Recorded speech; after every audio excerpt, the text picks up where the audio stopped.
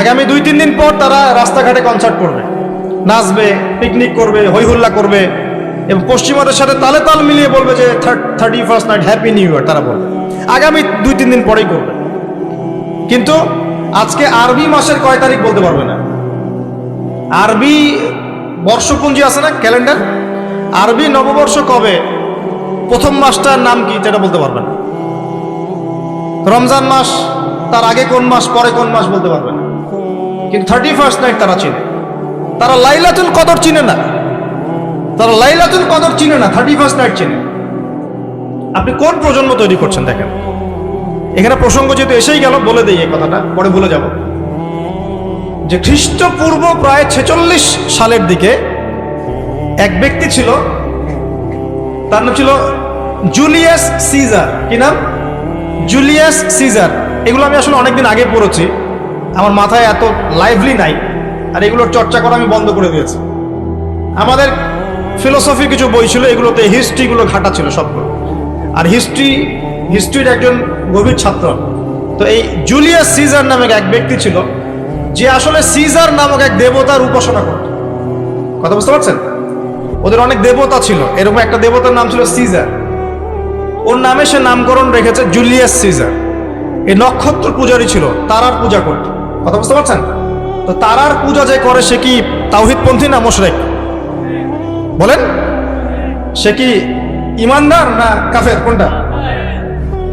এখন সে একটা calendar form করেছিল, এর নাম হলো এই গ্রেগরিয়ান ক্যালেন্ডার বলে। এখানে প্রথম বর্ষ যেটা, এই প্রথম বর্ষতে উৎসব পালন করা শুরু করেছে এই জুলিয়াস সিজার নামক এই ব্যক্তি প্রথম, এবং সে সমাজ এটা চালু করে দিয়েছে। এরপরে আরো পরে প্রায় খ্রিস্টের জন্মের 800 বছরের দিকে পারস্যের এক সম্রাট ছিল, তার নাম ছিল মনে হয় জামশিদ। জামশিদ। তো এই ব্যক্তি একজন সম্রাট ছিলেন।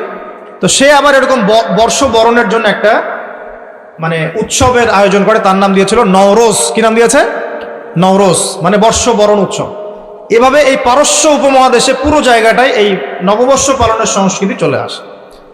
এগুলো হতে হতে হতে আজকে যে দেখছেন আপনি 31st নাইট, এই যে গ্রেগরিয়ান ক্যালেন্ডার, যেটা মানে পশ্চিমারা সারা বিশ্ব শাসন করেছে না। যখন ব্রিটেন সারা বিশ্বকে শাসন করছিল, আমাদের এখানে ওদের দখল ছিল না। পলাশির যুদ্ধের হিস্ট্রি জানেন না? কত বছর এখানে শাসন করেছে? প্রায় 200 বছর এরা এখানে শাসন করে নাই। নবাব সিরাজউদ্দৌলার পতনের পর থেকে প্রায় 200 বছর এই ভারতীয় উপমহাদেশ তারা শাসন করেছে না। এখানে এই গ্রেগরিয়ান ক্যালেন্ডার ছড়িয়ে দেওয়া হয়েছে। এখন আমরা এই যে 31st নাইটের উৎসবটা পালন শুরু করছি। এটা কি আমাদের উৎসব? এটা কি মুসলমানদের? কাদের হলো তাহলে? পশ্চিমাদের, রোমকদের, পশ্চিমাদের, যাদের সাথে ইসলামের দূর দূর পর্যন্ত কোনো সম্পর্ক নাই। আর নবী সাল্লাল্লাহু আলাইহি ওয়াসাল্লাম কি বলছেন শোনেন। আল্লাহ নবী বলছেন তোমাদের জন্য আনন্দের উৎসব দুইটা। কয়টা? একটা ঈদুল ফিতর, রমজান মাসে সম সাধনার পরে, কিয়ামুল লাইলের পরে, তারাবির পরে, তাহাজ্জুদের পরে, কোরআন খতম দেওয়ার পরে, যাকাত ফিতর দেওয়ার পরে, ত্যাগের এই মাসের পর আমরা একটা আনন্দ করি, ঈদুল ফিতর। করি কি না? সবাই আনন্দ ভাগাভাগি করে নেই, আলহামদুলিল্লাহ। ওই দিন আল্লাহ পাক কি করেন? আল্লাহ পাক রমজানের রোজাদার যারা ছিলেন সবাইকে মাফ করে দেন, আলহামদুলিল্লাহ। মুক্তি পাই আমরা, নাজাত পেয়ে যাই। উৎসব এটা আমাদের, আনন্দ, খুশি আমাদের। আরেকটা হচ্ছে ঈদুল আজহা, যখন ওই যে ইসমাইল আলাইহিস সালামকে যে কুরবানি করার মহান স্মৃতি, সেই স্মৃতিকে স্মরণ করে আমরা ইব্রাহিমী চেতনায় আবার কি করি? ঈদুল আজহার এই পশু কুরবানির মধ্য দিয়ে নিজের পশুত্বকে কুরবানি দেই, আল্লাহর সামনে আমরা আত্মসমর্পণ করি। করি কি না? এই দুইটা হচ্ছে আমাদের উৎসব। এগুলো বাদ দিয়ে নবীজি বলছেন মান তাশাব্বাহা বিকওমিন ফাহুয়া মিনহুম। কেউ যদি তোমাদের মধ্যে অন্য কোনো জাতির সাদৃশ্য অবলম্বন করে, যে জাতির সাদৃশ্য অবলম্বন করবে সে তাদের অন্তর্ভুক্ত হয়ে যাবে। নাউযুবিল্লাহ। আমরা কি চাই উম্মতে মুহাম্মাদের অন্তর্ভুক্ত হতে, না ওই পশ্চিমাদের অন্তর্ভুক্ত হতে? পশ্চিমা কারা? যাদের মধ্যে ছেলে ছেলে বিয়ে করা জায়েজ। খুশি হয়েছেন? পশ্চিমা কারা? যাদের মধ্যে ছেলে ছেলে বিয়ে জায়েজ, মেয়ে মেয়ে বিয়ে জায়েজ, পর্নোগ্রাফি সবাই করতে পারে, দেখতেও পারে, মদ পান করা জায়েজ, পরকালের কোনো কনসেপ্ট নাই ওদের, লা ইলাহা ইল্লাল্লাহ কোনো কালিমা নাই, মুহাম্মদুর রাসূলুল্লাহ তারা বিশ্বাস করে না। এমনকি তারা বলছে, কয়দিন আগে বললো মেরি ক্রিসমাস, বলেছে না? যে ব্যক্তি বলেছে মেরি ক্রিসমাস 25শে ডিসেম্বরে, সে ওই দিন স্বীকার করে নিয়েছে যে 25শে ডিসেম্বর আল্লাহ পাক ঈসা আলাইহিস সালামকে জন্ম দিয়েছেন, নাউযুবিল্লাহ। কথা মানে বুঝতে পারছেন না? যখনই আপনি এটা পালন করেছেন তার মানে ওই দিন আপনি স্বীকার করেছেন যে ওই দিন আল্লাহ পাক ঈসা ইবনে মারিয়াম আল্লাহর পুত্র, নাউযুবিল্লাহ, তাকে তিনি জন্ম দিয়েছেন। এটা স্বীকার করেছেন আপনি, করছেন না? ওই সভ্যতা এর অন্তর্ভুক্ত আপনি হতে চান? ওদের সাথে হাসর করতে চান নাকি নবী সাল্লাল্লাহু আলাইহি ওয়াসাল্লামের সাথে করতে চান? বলেন। এটা আপনাকে বেছে নিতেই হবে। আপনি মুসলমান হয়ে এটা করতে পারবেন না। ইসলাম এই নামকা ওয়াস্তে পালন করতে পারবেন না। পালন করলে পরিপূর্ণ পালন করতে হবে। উদখুলু ফিস সিলমি কাফা, তোমরা পরিপূর্ণরূপে দিনে প্রবেশ করো। তোমরা পরিপূর্ণরূপে দিনে প্রবেশ করো। নামাজও পড়বো, সুদও খাবো, এদিকে জাকাত দিব, আবার এদিকে আমি ঘুষও নিব, এদিকে আমি হজ উমরাও করবো, আবার এইসব পশ্চিমা সংস্কৃতি ধারণ করব, মাদক খাবো, সুদ খাবো, জেনা করব, ফ্রি মিক্সিং করবো। এইসব মানে হজবরল ইসলাম পালন করে এই যুগে চলবে না। পরিপূর্ণ ইসলাম পালন করতে হবে। আল্লাহ পাক তৌফিক দান করুন। পরিপূর্ণ ইসলাম পালন করতে গেলে কি আমরা এই উৎসব পালন করতে পারবো? এক নাম্বার দেখালাম যেটা ওই জুলিয়াস সিজারের চালু করা এটা পদ্ধতি, নওরোজ যেটা ওই জামশিদের চালু করা পদ্ধতি। আর আমরা মুসলমান হয়ে কিভাবে আমরা অগ্নি পূজারীদের, পশ্চিমাদের এবং ইহুদি নাসারাদের সংস্কৃতি কেমন করে ফলো করতে হবে? আমার কি সম্ভব? আর নবী যখন বলে দিচ্ছেন মান তাশাব্বাহা বিকওমিন ফাহুয়া মিনহুম, যে যে জাতির সাদৃশ্য অবলম্বন করবে সে তাদের অন্তর্ভুক্ত হয়ে যাবে, তাদের সাথে হাসর হবে। আমি কি তাদের সাথে হাসর চাই নাকি নবীর সাথে হাসর চাই? এবার আল্লাহ পাক কি বলছেন সেটাও শুনে নেন, তারপরে সামনে যাই। খুব গৌর করে শোনেন। আল্লাহ পাক সূরা মাঈদার 51 নম্বর আয়াতে বলছেন। কত নম্বর আয়াত বলেন? কোন সূরা? সূরা মাঈদার কত নম্বর আয়াত? আয়াতটা ভালো করে হজম করেন। আল্লাহ পাক বলছেন ইয়া আইয়ুহাল্লাযীনা আমানু, হে মুমিনগণ। মুমিন কারা? আমরা মুমিন না? আমরা আল্লাহ বিশ্বাস করি না? ফেরেশতায় বিশ্বাস করি না? আসমানি কিতাবে বিশ্বাস করি না? নবী রাসূলে বিশ্বাস করি কিনা? আমরা পরকালে বিশ্বাস করি? আমরা কি ভাগ্যের ভালো মন্দ বিশ্বাস করি? আলহামদুলিল্লাহ আমরা মুমিন ইনশাআল্লাহ। বলেন আলহামদুলিল্লাহ। এই মুমিনদেরকে আল্লাহ পাক বলছেন ইয়া আইয়ুহাল্লাযীনা আমানু, হে মুমিনগণ, লা তাত্তাখিযুল ইয়াহুদা ওয়ান নাসারা আউলিয়া, তোমরা ইহুদ এবং নাসারাদেরকে বন্ধু রূপে গ্রহণ করো না। বা'দুহুম আউলিয়াউ বা'দ, তারা একে অপরের বন্ধু। ওয়া মান ইয়াতাওয়াল্লাহুম মিনকুম ফাইন্নাহু মিনহুম, তোমাদের মধ্যে কেউ যদি ওদের দিকে মুখ ফিরায় সে আমাদের অন্তর্ভুক্ত না, তাদের অন্তর্ভুক্ত। ইন্নাল্লাহা লা ইয়াহদিল কওমা যালিমিন, আর আল্লাহ পাক এই জালেমদেরকে কখনো হেদায়েত করবেন না। মানে আমরা যদি ওদের অন্তর্ভুক্ত হয়ে যাই আমরা জালেম হয়ে যাব, আর এই জালেমদেরকে আল্লাহ পাক হেদায়েত করবেন না। আল্লাহ পাক সূরা বাকারা আরো বলেছেন ওয়ালান তারদা আনকাল ইয়াহুদ ওয়ালান নাসারা হাত্তা তাত্তাবিআ মিল্লাতাহুম, হে নবী তোমার উপরে ইহুদের লোকজন এবং খ্রিস্টানরা কখনোই সন্তুষ্ট হবে না, কখনোই সন্তুষ্ট হবে না যতক্ষণ তুমি তাদের ধর্ম মিল্লাত গ্রহণ না করছো। আপনি ওদের সাথে তালে তাল মিলে নাচ গান করেন, তারা আপনার উপর সন্তুষ্ট হয়ে যাবে। আর আপনি যখন ওদের উপর তালে তাল মিলাবেন না, লা ইলাহা ইল্লাল্লাহ মুহাম্মাদুর রাসূলুল্লাহ নিয়ে থাকবেন, ওরা আপনার উপর সন্তুষ্ট হবে না। আমরা কি দুনিয়াতে ওদের সন্তুষ্টি চাই না আল্লাহর সন্তুষ্টি চাই? যদি আল্লাহর সন্তুষ্টি চাই, নবীর সাথে হাসর করতে চাই, কোন মুসলমান যুবক যুবতী আগামী এই নোংরা অপসংস্কৃতিতে গায়ে গা ভাসাবে না।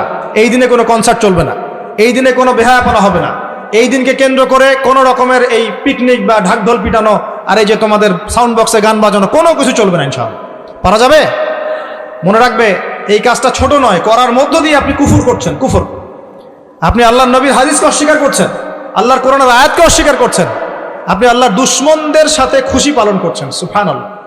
আল্লাহর যে দুশমনরা সারা বিশ্বে মুসলিমদের উপর নির্যাতনের স্টিম রোলার চালাচ্ছে, ওদের সাথে তালে তাল মিলিয়ে আপনি বলছেন হ্যাপি নিউ ইয়ার, মাশাআল্লাহ, আস্তাগফিরুল্লাহ, তওবা আস্তাগফিরুল্লাহ, আল্লাহ পাক মাফ করুন। এবার দেখেন এটা কি আমাদের দেশেরও সংস্কৃতি? এই জিনিসটা কি আমাদের দেশের সংস্কৃতি? বাঙালি ভাষা, বাঙালি জাতি, বাংলা ভাষা আমাদের প্রাণের যে ভাষা এবং দেশ এবং মাতৃভূমি, এদের সাথেও কি এটা সম্পৃক্ত? এদের সাথেও কি এটা যোগসূত্র আছে? এটা ধার করা সংস্কৃতি, কথা ঠিক কিনা? তো ধার করা সংস্কৃতির চর্চা আমরা বাংলার মাটিতে কেন করব? আমাদের বাংলা সংস্কৃতি নাই? আমরা বাঙালি না? আমাদের ভাষা নাই? আমরা ভাষা নিয়ে গর্বিত না? কেন আমরা আমাদের ভাষায়, আমাদের দেশে, আমাদের জমিতে অন্যের সংস্কৃতি এনে ওইসব ভাষার গান আমরা কেন চালু করব? ওইসব ভাষায় আমরা ঢাকঢোল কেন পিটাবো? আমাদের নিজস্ব সংস্কৃতি নাই?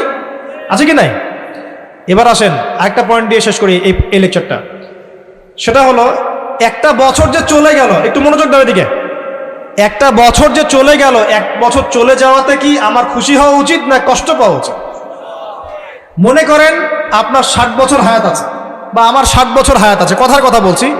এখন এক একটা বছর যে চলে যাচ্ছে, আমি কি মৃত্যুর দিকে একটু একটু করে আগাচ্ছি না? আপনি আগাচ্ছেন না কি ভাই? কথা বলেন, আগাচ্ছে কি না?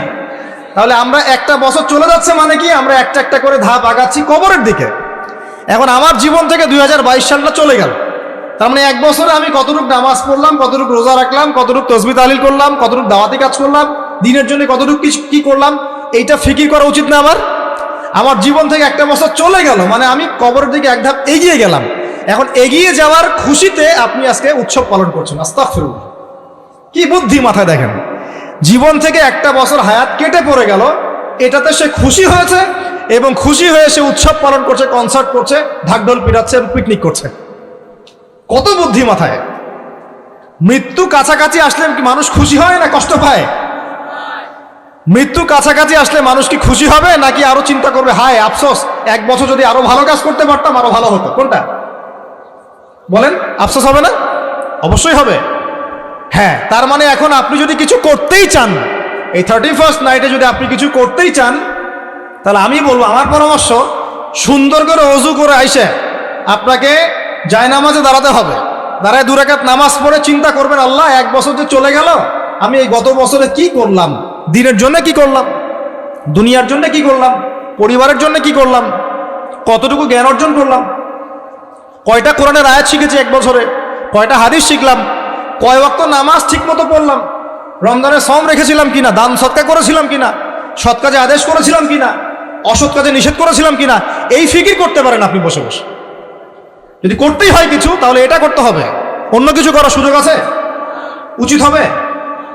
একে তো আমাদের দেশের সাথে এই সংস্কৃতির কোনো সম্পর্ক নাই, এটা দেশদ্রোহিতাও হচ্ছে, আবার ইসলামের সাথেও এর দূরত্ব কোনো সম্পর্ক নাই, ইসলামের সাথে দ্রোহিতা করা হচ্ছে। তাহলে বলেন, আমরা যদি আল্লাহ এবং তার রাসূলের সন্তুষ্টি চাই, তাহলে আমরা কি আল্লাহ এবং তার রাসূলের শত্রুদের সংস্কৃতি গ্রহণ করতে পারি? আল্লাহ পাক আমাদের সবাইকে বোঝার তৌফিক দান করুন। প্রিয় ভাইরা, যারা এই লেকচার শুনবেন অনলাইনেও চলে যাবে ইনশাআল্লাহ, যাদের কানে এই লেকচার যাবে, যদি কিছু করতেই হয়, জায়নামাজে দাঁড়িয়ে, ওযু করে জায়নামাজে দাঁড়িয়ে 2 রাকাত নফল নামাজ পড়ে তওবা করতে পারেন আল্লাহর কাছে, আল্লাহ এক বছর চলে গেল, কি করতে পারলাম জানি না, আল্লাহ আমাকে পরের বছরটা আরো ভালো করে দিনের জন্য কাজ করার তৌফিক দান। এইটুকু করা যাবে না?